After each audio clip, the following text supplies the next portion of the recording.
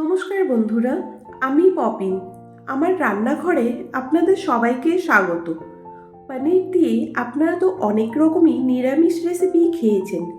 আজকে একদম ভিন্ন স্বাদের ইউনিক একটি সম্পূর্ণ নিরামিষ রেসিপি আপনাদের সাথে শেয়ার করব।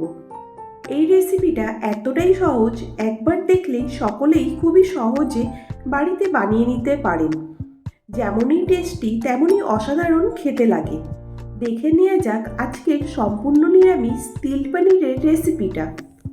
প্রথমে আমি কড়াইতে তেল দিয়ে দিলাম। তেলটা গরম হতে হতে এখন আমি একটা মশলা তৈরি করে নেব।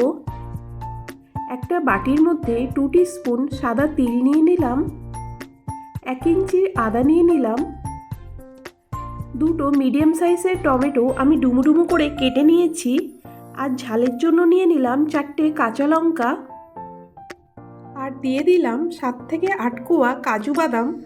জল দিয়ে একটা মিহি পেস্ট করে নেব। তেলটা ভালো মতন গরম হয়ে গেলে কেটে রাখা পনিরগুলোকে দিয়ে দিলাম। আমি এখানে 300 গ্রামের মতন পনির নিয়েছি। আমি পনিরগুলোকে চৌকো চৌকো করে কেটে নিয়েছি। পনিরের মধ্যে লবণ দিয়ে পনিরটাকে ফ্রাই করে নেব।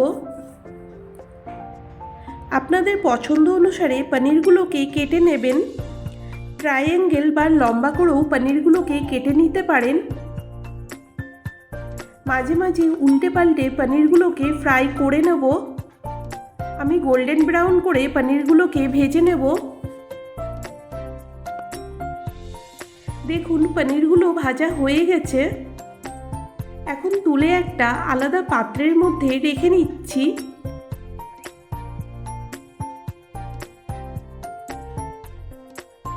পনিরগুলোকে তেলের থেকে নামিয়ে আমি উষ্ণ গরম জলের পাত্রের মধ্যে রেখে দেব, তাহলে পনিরগুলো সফট হয়ে যাবে। আমি উষ্ণ গরম জল নিয়েছি, জলের মধ্যে 1/2 টিস্পুন লবণটা মিশিয়ে নিলাম। ভেজে রাখা পনিরগুলোকে জলের মধ্যে দিয়ে দিলাম। পনিরগুলোকে 3 থেকে 4 মিনিট গরম জলে রেখে দেব, তাহলে দেখবেন পনিরগুলো সফট হয়ে যাবে। পনির ভাজার এই তেলের মধ্যেই আমি রান্নাটা করে নেব।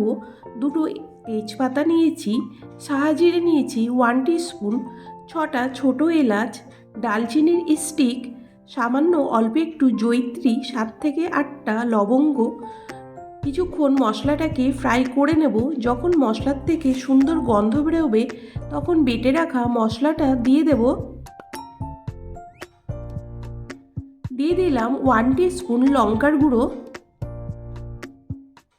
এই রান্নাতে আমি হলুদ ব্যবহার করব না। সমস্ত কিছু ভালো করে মিশিয়ে নিচ্ছি। যতক্ষণ পর্যন্ত মশলার থেকে তেল ছেড়ে আসবে না ততক্ষণ পর্যন্ত মশলাটাকে ভালো করে কষিয়ে নিতে হবে। ঝালটা আপনারা আপনাদের পছন্দ অনুসারেও ব্যবহার করবেন। আমি যখন মশলাটা বেটেছিলাম তখনও লঙ্কার ব্যবহার করেছিলাম, তারপরে 1 টিস্পুন লঙ্কার গুঁড়ো দিয়েছি। ঝালটা আপনারা যেমন পছন্দ করেন সেই আন্দাজেই ব্যবহার করবেন। মশলা কষাতে কষাতে এখন আমি পনিরের মধ্যে দেওয়ার জন্য দুধটাকে রেডি করে নেব। আমি উষ্ণ গরম দুধ নিয়েছি, দুধের মধ্যে 1 টিস্পুন গুঁড়ো দুধ দিয়ে দিলাম। দুধটাকে ভালো করে মিশিয়ে নেব। আপনারা গ্রেভি যেমন রাখতে চান সেই আন্দাজেই দুধটা ব্যবহার করবেন। দেখেন মশলার থেকে তেল ছেড়ে দিয়েছে, কালারটাও চেঞ্জ হয়ে গেছে। এই মশলাতে কাজু বাদাম আর তিল দেওয়া, এই জন্য কড়াইতে লেগে যেতে পারে। একটু ঘন ঘন মশলাটা নাড়াচাড়া করবেন যেন কড়াইতে লেগে না যায়। আমি মশলা যখন কষাচ্ছিলাম তখন লবণ আর চিনি অ্যাড করেছিলাম। ভিডিওতে একটু ডিস্টার্ব ছিল বলে আমি দেখাতে পারিনি, আমি বলে দিলাম। ঠিক এই পর্যায়ে দিয়ে দিলাম উষ্ণ গরম দুধটা। 300 গ্রাম পনিরের মধ্যে আমি 2 কাপ মতন উষ্ণ গরম দুধ ব্যবহার করেছি। আপনারা গ্রেভিটা যেমন রাখতে চান সেই আন্দাজেই দুধটা ব্যবহার করবেন। এখন দিয়ে দিলাম ভেজে রাখা পনিরগুলোকে। পনিরটাকে গ্রেভির সাথে ভালো করে মিশিয়ে নিতে হবে।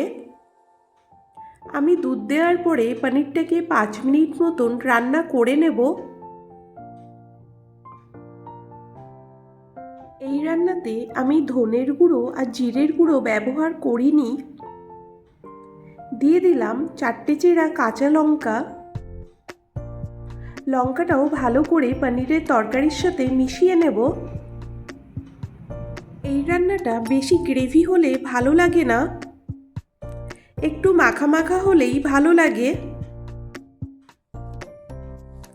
এখন দিয়ে দিলাম 1/2 টিস্পুন গরম মশলার গুঁড়ো। গরম মশলাটাকেও ভালো করে তরকারির সাথে মিশিয়ে নিতে হবে। এখন দিয়ে দিচ্ছি 1 টিস্পুন ঘি।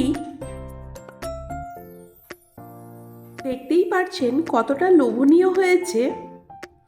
আপনারা নিরামিষ দিনে বানিয়ে নিতে পারেন। এছাড়া লুচি, পরোটা, ফ্রায়েড রাইস সব কিছুর সাথেই খেতে কিন্তু ভালো লাগবে।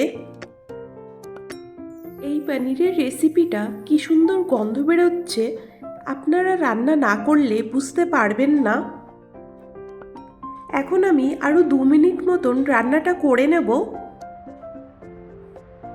আর গ্রেভির পরিমাণটা একদম ঠিকঠাক আছে, এর থেকে বেশি ঘন করবার প্রয়োজন নেই। এখন আমি গ্যাসের ফ্লেমটাকে বন্ধ করে দিচ্ছি। রান্নাটা ঠান্ডা হয়ে গেলে আরেকটু গ্রেভিটা ঘন হয়ে যাবে। এখন আমি 5 মিনিট ঢাকা দিয়ে স্ট্যান্ডিং টাইমে রেখে দেব। 5 মিনিট পরে দেখতেই পাচ্ছেন কতটা লোভনীয় হয়েছে। এই তিল পনিরের রেসিপিটা খাবার পরে স্বাদ মুখে লেগে থাকবে। তাছাড়াও সম্পূর্ণ নিরামিষ, পুজোর ভোগের জন্য অনবদ্য একটি রেসিপি। আর পনিরের টুকরোগুলো এতটাই তুলতুলে, মুখে দেওয়ার পরে মুখে পুরো মিশে যাবে। আজকের রেসিপিটা কেমন লাগলো অবশ্যই কমেন্ট করে জানাবেন। রেসিপিটা ভালো লাগলে শেয়ার করে সবাইকে দেখার সুযোগ করে দেবেন। আরও এই রকম নতুন নতুন রেসিপি দেখার জন্য আমার চ্যানেলটাকে সাবস্ক্রাইব করে দেবেন। আজকে এই পর্যন্ত, আবার হাজির হয়ে যাব নতুন কোনো রেসিপি নিয়ে।